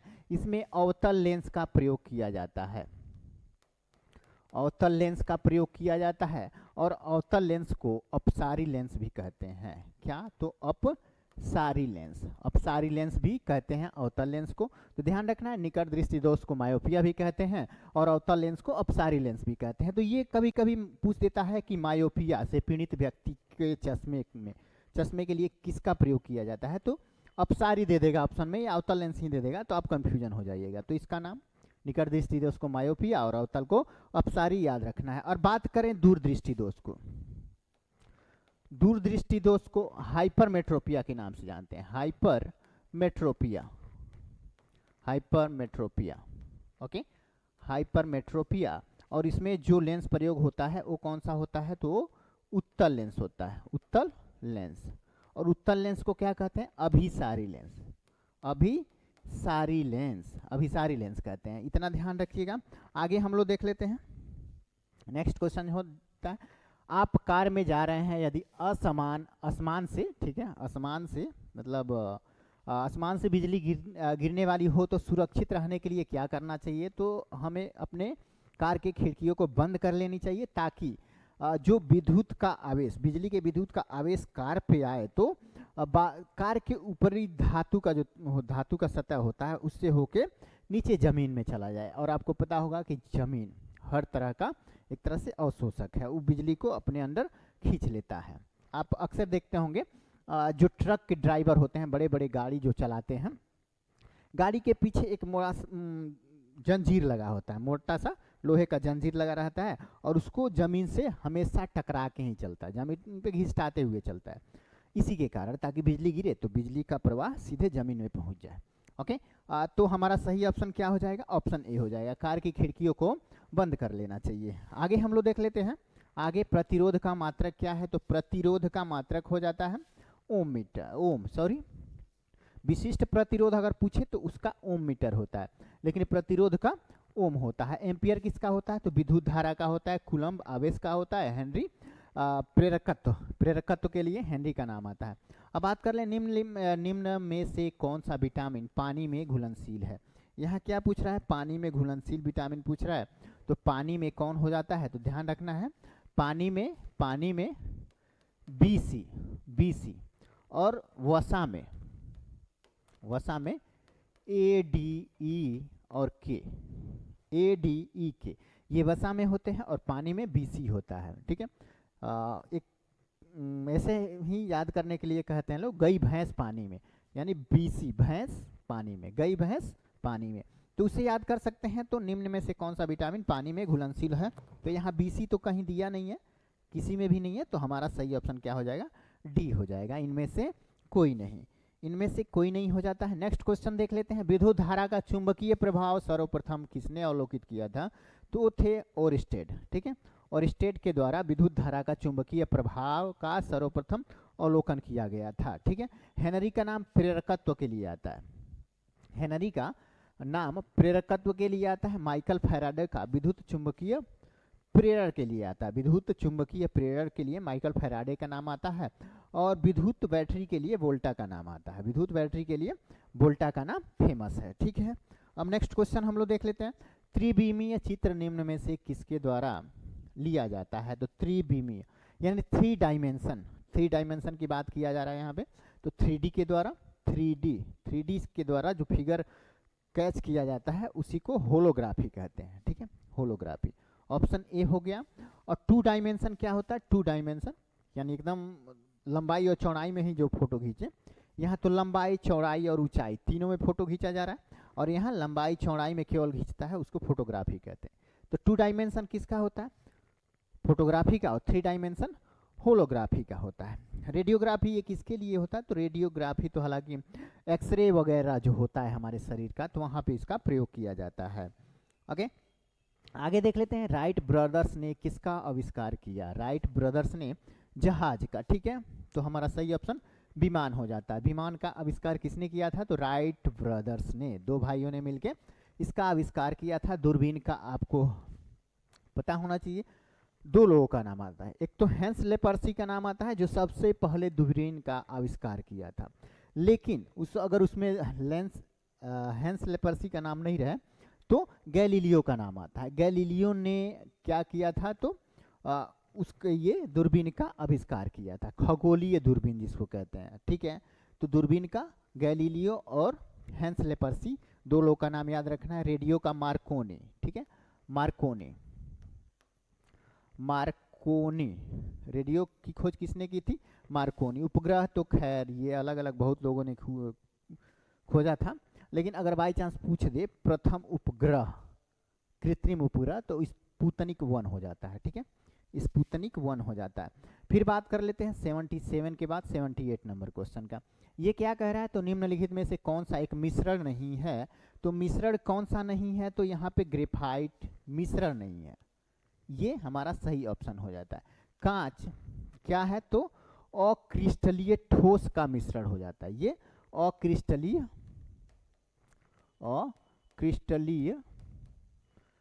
ठोस का मिश्रण है, ये अक्रिस्टलीय ठोस का मिश्रण हो जाता है। पीतल तो तांबा जस्ता का हो जाता है। ठीक है, और इस्पात ये लोहा और कार्बन का मिश्रण है। ठीक है, लोहा प्लस कार्बन का मिश्रण क्या हो जाता है, इस्पात हो जाता है। पीतल तांबा और जस्ता का मिश्रण हो जाता है, इतना याद रखना है। आगे की बात कर लेते हैं हम लोग, किसी परमाणु की परमाणविक संख्या, किसी परमाणु की परमाणुविक संख्या से निम्नलिखित में से किसकी संख्या का पता लगाया जाता है, तो ध्यान रखना है कि कोई भी तत्व में, ठीक है, कोई भी तत्व के परमाणु एक तरह से बात करें परमाणु में, तो उसमें उसके नाभिक में प्रोटॉन और न्यूट्रॉन पाए जाते हैं, प्रोटॉन और न्यूट्रॉन पाए जाते हैं। तो उसमें जो प्रोटॉन होती है यही परमाणु क्रमांक को दर्शाता है, परमाणु क्रमांक या परमाणु संख्या कहिए, यही दर्शाता है प्रोटॉन जो होता है।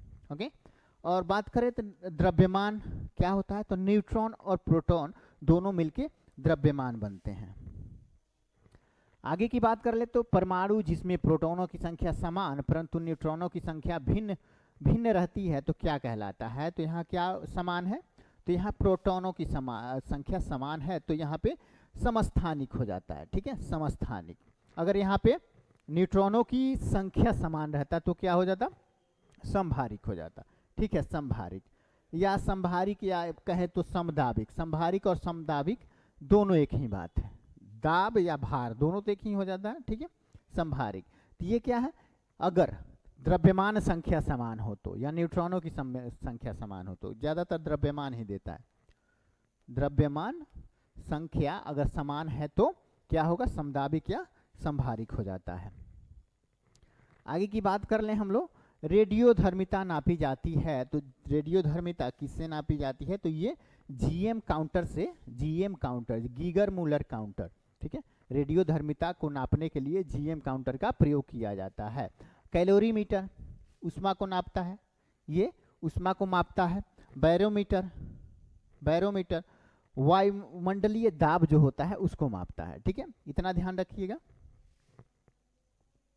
अब बात कर ले अल्फा कण में क्या होता है, तो अल्फा कण में जो होता है 2 न्यूट्रॉन और 2 प्रोटॉन होते हैं। ठीक है, 2 प्रोटॉन और 2 न्यूट्रॉन मिलके अल्फा कण बनाते हैं।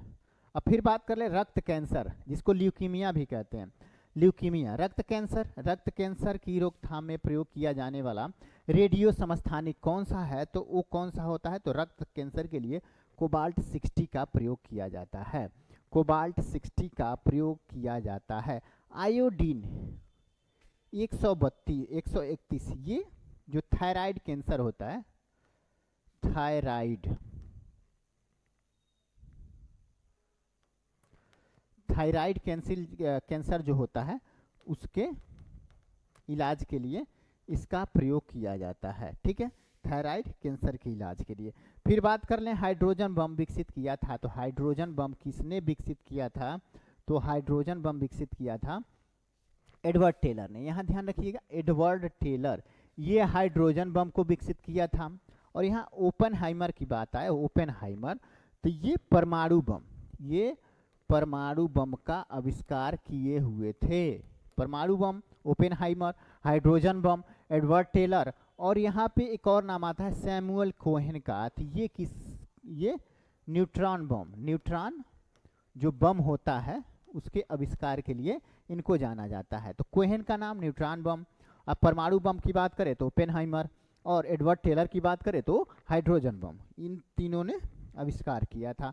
अब फिर बात कर लेते हैं, तो निम्नलिखित कोशिका अंगकों में से कौन सा एक अर्ध पारगम्य है। यहाँ अर्ध पारगम्य की बात किया जा रहा है, तो यहाँ कोशिका झिल्ली जो होता है ये अर्ध पारगम्य होता है। ठीक है, कोशिका प्लाज्मा भी एक तरह से, प्लाज्मा झिल्ली भी अर्ध पारगम्य होता है। तो हमारा सही ऑप्शन क्या हो जाएगा, ए और बी दोनों। ये तो कोशिका भित्ति तो हालांकि ये पत्ती का भाग हो जाता है।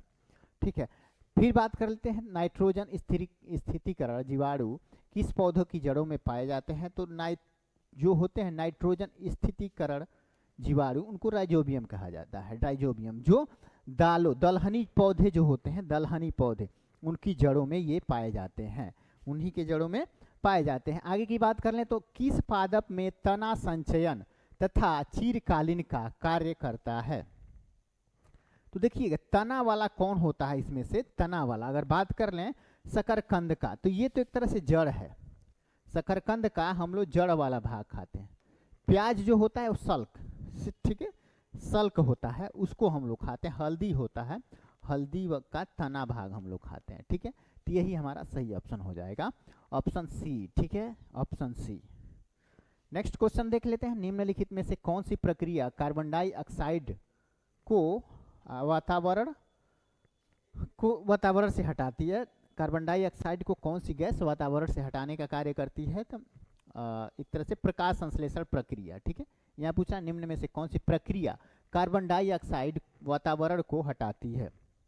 ठीक है, यहाँ हल्का टाइपिंग मिस्टेक है, तो ये प्रकाश संश्लेषण, प्रकाश संश्लेषण के माध्यम से क्या होता है, तो कार्बन डाइऑक्साइड और जल को पौधे ग्रहण करते हैं। ठीक है, और उसके बदले वो क्या देते हैं हमको, तो ग्लूकोज और ऑक्सीजन हमको देते हैं, ठीक है। ग्लूकोज या कह सकते हैं कार्बोहाइड्रेट और ऑक्सीजन हमको प्रदान करते हैं पौधे।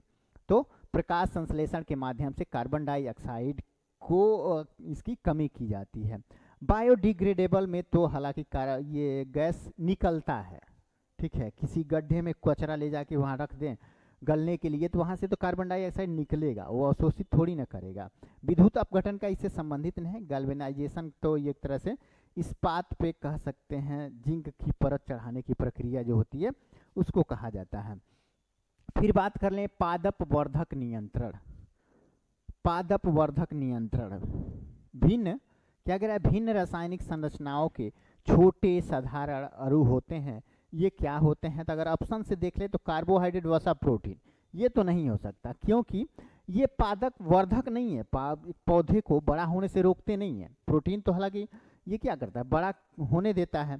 और विटामिन ग्लूकोज वसा ये भी उसके काम नहीं आते हैं। विटामिन सी ये सब उसके काम नहीं आते हैं। किसी पौधे को बड़ा या छोटा करने में इनका कोई काम नहीं है। तो ये ऑप्शन बी सही हो जाएगा, इंडोल यौगिक, ठीक है। इसको इंडोल यौगिक को ऑक्सिन के नाम से हम लोग जानते हैं, ध्यान रखिएगा, ऑक्सिन। ऑक्सिन एडेनिन व्युत्क्रम, एडेनिन व्युत्क्रम संयुक्त रूप से नाम है, ठीक है। इसको हम लोग किस नाम से जानते हैं, तो एडेनिन व्युत्क्रम को साइटोकाइनिन के नाम से जानते हैं, साइटोकाइनिन, ठीक है। कैरोटीनाइड कैरोटीनाइड टर्पिन ये सब होता है, ये एफसीसी का अम्ल जो होता है उसका नाम है ये, ठीक है। तो ये सब जो होता है ना, ये पौधे की वृद्धि को रोकने का कार्य करता है, उसको बड़ा करने का कार्य नहीं करता है। तो ये ऑप्शन सही हो जाएगा हमारा। नेक्स्ट क्वेश्चन देख लेते हैं, इकोलॉजी शब्द की रचना किसने की थी। तो इकोलॉजी यानी पारिस्थितिकी शब्द की, इकोलॉजी मतलब पारिस्थितिकी शब्द यहाँ पूछ रहा है, ठीक है। पारिस्थितिकी तंत्र नहीं, पारिस्थितिकी ओनली, तो ये हैकेल हो जाते हैं। अगर बात करें पारिस्थितिकी तो सिर्फ पारिस्थितिकी को हैकेल हो जाते हैं, लेकिन पारिस्थितिकी तंत्र शब्द किसने गढ़ा था, वो टांसले ने गढ़ा था, ध्यान रखिएगा, टांसले। टांसले का नाम आता है किस लिए, तो पारिस्थितिकी तंत्र गढ़ने के काम आता है, ठीक है, गढ़ने के काम आता है। ओके, चलिए देख लेते हैं नेक्स्ट क्वेश्चन। एक कृत्रिम पारिस्थितिकी तंत्र निरूपित किया जाता है, तो जो कृत्रिम पारिस्थितिकी तंत्र है वो कहाँ पे एक तरह से निरूपित किया जाता है, तो जो देखिए मत्स्य पालन टंकी जो होता है उसमें केवल मछलियाँ और जल रहती है, हल्का फुल्का उनका खाना उसमें मौजूद रहता है। कृषि भूमि द्वारा तो हालांकि एक तरह से ये नहीं हो सकता, हर चीज़ यहाँ पे तो मौजूद नहीं रहेगा। चिड़ियाघर में भी तो उतना नहीं मौजूद रहेगा, ये कृत्रिम भी हालांकि नहीं है, मुख्य तौर पे दोनों हो जाता है। जल जीवशाला जो होता है वहाँ पे एक तरह से कृत्रिम पारिस्थितिकी तंत्र देखने को मिलता है। ऑप्शन सी जल जीवशाला। ओके, हमारा सही ऑप्शन क्या हो जाएगा, तो सी हो जाता है। आगे देख लेते हैं, भारत में कौन सी बकरी अधिक दूध देने के लिए जानी जाती है, ठीक है। तो जो जमुना पारी होती है, जमुना पारी बकरी ये बहुत अधिक मात्रा में देती है। मेहसाना तो हालांकि बकरी नहीं है, ये भैंस है। मेहसाना जो है ये बकरी नहीं है, भैंस हो जाती है, ठीक है। बर्बरी उतना दूध नहीं देती है। कश्मीरी ये ऊन के लिए जो पश्मीना ऊन प्राप्त होता है, पश्मीना ऊन तो किससे प्राप्त होता है, कश्मीरी बकरी से प्राप्त होता है, तो ये इसके लिए फेमस है। लेकिन जो जमुना पारी है उसको बहुत अधिक मात्रा में दूध देती है। तो नेक्स्ट क्वेश्चन हमारा हो जाता है अब नेक्स्ट क्वेश्चन यानी कि 93। अब देख लेते हैं 93 क्या कह रहा है। तो हाँ, यहाँ पे कंप्यूटर से क्वेश्चन है, तो ये देख लेते हैं। फोर्ट्रॉन, एल्गोल और पास्कल आदि भाषाओं को सिखाने के लिए किस भाषा को नींव का पत्थर कहा जाता है, तो ये बेसिक हो जाता है। ये हालांकि बेसिक भाषा सीखने के बाद ही हालांकि कोई भी भाषा सीखा जा सकता है। तो सबसे पहले बेसिक सीखा जाता है, उसके बाद ये C++, कोबोल या इनमें से कोई नहीं, ये सब उच्च स्तरीय भाषा हो जाती हैं, ठीक है। C++ ये तो बिजनेस से संबंधित है, कॉमन बिजनेस ओरिएंटल लैंग्वेज इसका फुल फॉर्म होता है, कॉमन बिजनेस ओरिएंटल लैंग्वेज। ये पूछता भी है। नासा द्वारा विकसित सर्वाधिक तेज सुपर कंप्यूटर कौन है, तो नासा का पूछ रहा है यहाँ पे, तो ध्यान रखिएगा नासा जो अमेरिका की अंतरिक्ष एजेंसी है, ठीक है। ये पूछ रहा है कि इसके द्वारा सर्वाधिक तेज सुपर कंप्यूटर कौन है? तो कल्पना चावला। ये तो एक अंतरिक्ष यात्री का नाम है, किसी सुपर कंप्यूटर का नाम नहीं है। ओके, कोलंबिया, कोलंबिया ये यूएसए का सुपर कंप्यूटर है, यूएसए का, ठीक है। ब्लू जीन तो हालांकि नासा का नहीं है, ये आईबीएम का है, आईबीएम सॉफ्टवेयर कंपनी है, आईबीएम उसका है। परम तो भारत का है, ये भारत का है, और नासा भारत का अंतरिक्ष एजेंसी नहीं है, तो आप ऑप्शन से भी इसको सॉल्व कर सकते हैं। कोलंबिया सुपर कंप्यूटर अमेरिका का हो जाता है। अब देख लेते हैं यहाँ पे मैथमेटिक्स का क्वेश्चन, ठीक है, मैथमेटिक्स का क्वेश्चन यहाँ पे देख लेते हैं। हमारा पहला क्वेश्चन क्या हो जाता है? तो पहला क्वेश्चन हो जाता है, पहला क्वेश्चन हो जाता है, ठीक है, चलिए। ए बी और सी मिलकर एक निश्चित कार्य को 40 दिन में कर रहे हैं। तीन लोग ए बी और सी मिलके किसी कार्य को 40 दिन में कर रहे हैं, बी सी मिलकर उसी कार्य को 60 दिन में पूरा कर रहा है, ठीक है। तो बी ए से 25% अधिक कार्य कुशल है, तो ए बी सी एक साथ मिलकर 30 दिन तक कार्य करते हैं, तो बी अकेले शेष कार्य को कितने दिन में पूरा करेगा? ये रिपीटेड क्वेश्चन है, इससे पहले ये यहाँ पे देखने को मिला हुआ है। तो पहले हम क्या करेंगे, तीनों के द्वारा कितने दिन में कार्य किया जा रहा है उसमें से दो लोगों का घटा देंगे, बी और सी का। तो यहाँ ए का एक तरह से कितने दिन में ए कार्य करेगा वो प्राप्त हो जाएगा। तो 1/40 में से हम 1/60 घटा दें तो क्या हो जाएगा? यहाँ पे एलसीएम 120 और 4 × 12 और 6 दूनी 12, यानी कि 1/120। तो अब कह सकते हैं कि ए 120 दिन में करेगा, ए 120 दिन में कार्य करेगा, ठीक है। ए का निकल गया 120 दिन। अब यहाँ क्वेश्चन क्या कह रहा है यहाँ पे, ठीक है, कि बी ए से 25% अधिक कार्यकुशल है। जो बी है वो ए से 25% अधिक कार्यकुशल है, ठीक है। तो यहाँ पे हम लोग क्या करेंगे, 120 गुणे 100/125 कर देंगे तो हमारा बी का निकल जाएगा, बी का, ठीक है, बी का। तो यहाँ 125, ठीक है, ये हो जाएगा 125, ओहो 125, ठीक है। तो अब सॉल्व कर लीजिए, 4 से, ये 5 से, और ये 24 चौको 96, यानी बी 96 दिन में करता है। ए यदि 120 दिन में करता है तो बी 96 दिन में कर लेगा, क्योंकि ए से बी का जो कार्य क्षमता है वो 25% एक्स्ट्रा है। अब क्या पूछ रहा है, तो यहाँ पे पूछ रहा है बी अकेले शेष कार्य को कितने दिन में कर लेगा। अब देखिए 40 दिन तीनों मिलके करते हैं 40 दिन में, तो तीनों मिलके 30 दिन तो ऑलरेडी कर चुके हैं, यानी कि 4 हिस्सा में 3 हिस्सा तो कर चुके हैं, एक हिस्सा बचा हुआ। तो इसको 1 मिनट, ये क्या करेंगे हम लोग, 96 को 3/4 हिस्सा तो ऑलरेडी हो चुका है, तो 1/4 हिस्सा बचा हुआ है, तो 1/4 से डिवाइड कर देंगे, क्या हो जाएगा, तो 24 दिन। शेष कार्य को बी 24 दिन में पूरा कर लेगा। ध्यान रखिएगा, बी शेष कार्य को 24 दिन में, तो हमारा ऑप्शन डी सही हो जाएगा, ऑप्शन डी सही हो जाता है।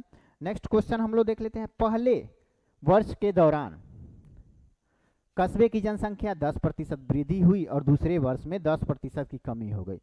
तो ठीक है, पहले वर्ष मान लिया शुरू में 100% था, तो इसमें 10% अगर वृद्धि हो गई तो कितना हो जाएगा, तो पहले वर्ष फर्स्ट ईयर के लास्ट में तो 110% हो जाएगा कि नहीं, 10% वृद्धि होगा तो फिर 110 का 110% तो हुआ है, फिर इसमें 10% कमी हुआ, तो 10% निकालने के लिए हम लोग क्या करते हैं ना कि दाहिने तरफ से एक अंक के बाद दशमलव लगा देंगे तो हमारा 10% निकल जाएगा।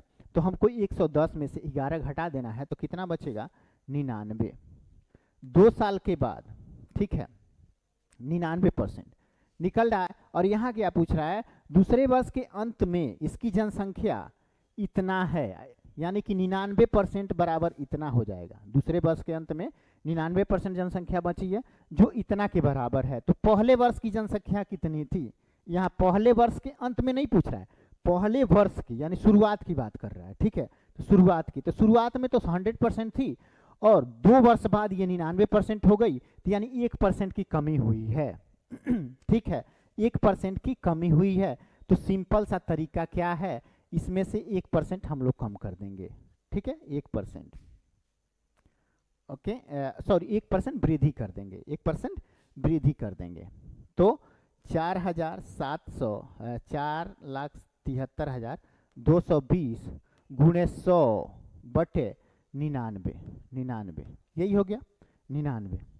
तो ऐसे कट करेंगे, ठीक है। तो 11 9 99, इसको 11 चौको 44, 11 3 33, 0 11 दूनी 22, इतना कट गया। और 9 से 9 चौको 36 और 7 9 7 63 और 9 8 72, इतना हो गया। इस पे डबल जीरो लगा दिए तो हमारा हो गया, ठीक है। हमारा आंसर यही आएगा 4,78,000। तो ऑप्शन किस में 4,78,000 है? तो ये ऑप्शन सी में 4,78,000 आता है और यही हमारा सही ऑप्शन हो जाएगा। अब देख लेते हैं क्वेश्चन नंबर 97, ठीक है।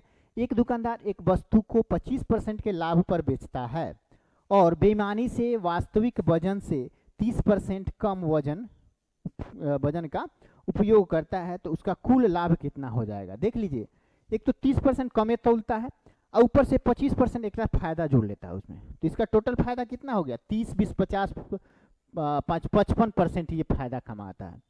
कितने वस्तु पे? तो 70% ही तो वस्तु दे रहा है, 30% तो यहाँ से एक तरह से ठगी कर ले रहा है। तो क्या हो जाएगा? 70 में से 55, 70 में का 55 कितना प्रतिशत हो जाता है? तो निकाल लेते हैं। कितना हो जाएगा?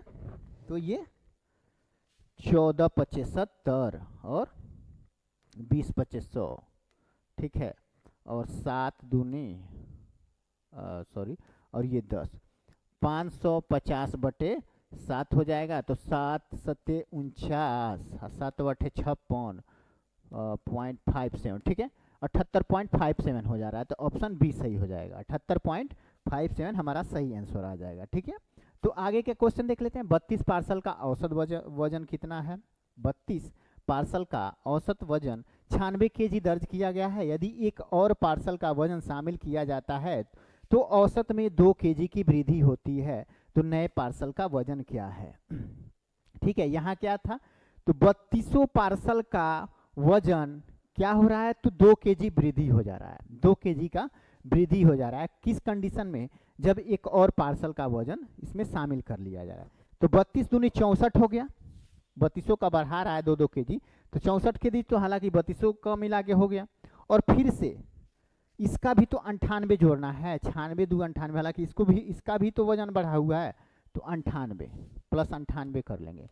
बस सिंपल सा हो गया। 8 4 12 के 2 और 9 6 15 16, 162 kg का उसका वजन हो जाएगा। 162 kg किस में है? तो ऑप्शन बी में है, ऑप्शन बी में 162 kg है। अब देख लेते हैं लास्ट क्वेश्चन हमारा, लास्ट नहीं है, 99 नंबर क्वेश्चन है। 10 वर्ष पहले एक माँ की आयु उसके पुत्र की आयु की 3 गुनी है।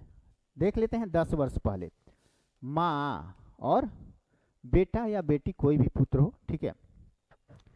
तो क्या कह रहा है? माँ की आयु, क्या 10 वर्ष पहले एक माँ की आयु उसके पुत्र की आयु की 3 गुनी है। तो मान लो बेटे का आयु x है तो माँ का आयु 3x हो जाएगा, क्योंकि इसके आयु का 3 गुना है। अब क्या यहाँ कर रहा है कि 5 वर्ष पहले, 10 वर्ष पहले का ये हाल है, तो 5 वर्ष पहले क्या हो जाएगा? -5 यहाँ हो जाएगा, ठीक है। क्योंकि 10 वर्ष पहले में से 5 वर्ष अगर पहले करेंगे तो 5 वर्ष उधर वाला कम हो गया, तो -5 यहाँ भी हो जाएगा, यहाँ भी -5 हो जाएगा। अब 5 वर्ष पहले क्या कह रहा है? तो 5 वर्ष पहले उसकी आयु उसके पुत्र की आयु की 5/2 है, तो इधर गुणे 5 कर देंगे और इधर गुणे 2 कर देंगे, ठीक है, गुणे 2 कर देंगे। अब इसको सॉल्व कर देते हैं। 3 दूनी 6x प्लस 5 दूनी 10, माइनस होगा यहाँ पे, ठीक है, -10 इक्वल टू 5x - 25, ठीक है। 5 इधर चला गया और 6x में से 5x घटा देंगे तो यहाँ पे x बच जाएगा, और फिर 10 इधर आ गया तो क्या हो जाएगा? 15, ठीक है, 15, x का वैल्यू 15 निकल जाता है, ठीक है, 15। अब यहाँ क्या दिया है? यहाँ 1 मिनट, हाँ देख लेते हैं। उसकी वर्तमान आयु कितनी है? वर्तमान आयु पूछ रहा है, तो 15 3 45 और 10 55 वर्ष हो गया, ठीक है, 55 वर्ष। यहाँ ऑप्शन सी सही हो जाएगा, ऑप्शन सी सही हो गया। अब देख लेते हैं नेक्स्ट क्वेश्चन। 3 संख्याओं का गुणनफल इतना है, तीन संख्याओं का गुणनफल 10,290 है और संख्याएं 3 संबंधी 5 संबंधी 2 के अनुपात में है, तो तीनों संख्याओं में से सबसे बड़ी संख्या कौन है? तो ये सिंपल है, 10,290 बटे क्या कर देंगे, इन संख्याओं को जोड़ के 3 2 5 5 10 गुणे सबसे बड़ी संख्या 5 है तो ये कर देंगे, तो 5 दूनी 10 और ये कितनी बार में कट जाएगा, 5 1 4 5, ठीक है, ये हो गया। एक मिनट 5 3 8, ठीक है। हालांकि यहाँ पे घन हो जाएगा, हम थोड़ा यहाँ मिस्टेक कर रहे हैं, उसको हम सुधार देते हैं, ठीक है। यहाँ क्या हो रहा है, 5x 3x 2x, ये x में लेंगे, जब ये x में हम लेंगे तो इसका वैल्यू क्या हो जाएगा, 10,290 बटे 10x क्यू हो जाएगा, ठीक है। यहाँ गुणा लगेगा तो x का वैल्यू क्यू में x क्यू हो जाएगा।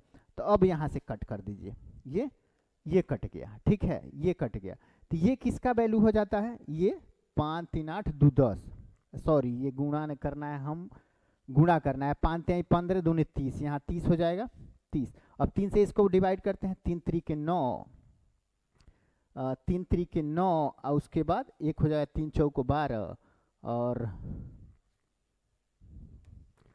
3 3 के 9, फिर से 3 आ जाएगा, यानी ये किसका क्यू है, x का वैल्यू, x क्यू का वैल्यू कितना आया है हमारा 343, तो x का वैल्यू कितना हो जाएगा, 7 हो जाएगा। बार बार हम मिस्टेक कर रहे हैं लिखने में, ठीक है, x का वैल्यू 7 हो जाएगा। अब यहाँ हम x का वैल्यू जब निकल गया तो अब यहाँ जो क्वेश्चन पूछ रहा है उसका आंसर हम लोग दे देंगे, ठीक है। क्या पूछ रहा है कि तीन संख्याओं में से सबसे बड़ी संख्या कौन सी है, तो सबसे बड़ी संख्या 5x थी, ठीक है, तो x का वैल्यू कितना निकला है, 7 निकला है, तो 7 बचे कितना हो जाएगा, 35 हो जाएगा, 35। 10 साल पहले का ये उम्र है, सॉरी, तो हम हो गया, हम लोग का आंसर 35 हो जाएगा। हम बार बार पिछला क्वेश्चन याद आ रहा है, ठीक है। तो इस तरह हमारा आंसर एक तरह से समाप्त होता है, हमारा ये आज का जो डिस्कशन था वो समाप्त होता है। मिलते हैं नेक्स्ट वीडियो में, तब तक के लिए सभी को टाटा बाय बाय।